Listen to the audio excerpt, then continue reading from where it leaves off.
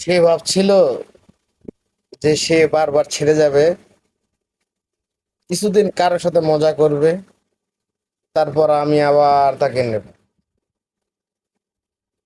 মানুষ বোকা হয়, এতটুকু বোকা ভালো না। আমি তোমাকে একে একে 4টা চান্স দিছি, 4 বার। এত কষ্ট নিয়েও চেষ্টা করছি যে ভালো হয়ে যায়, কিন্তু সেটা সম্ভব হয়নি।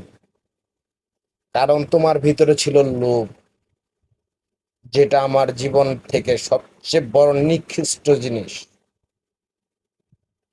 যেটাকে আমি সবসময় ঘৃণা করছি।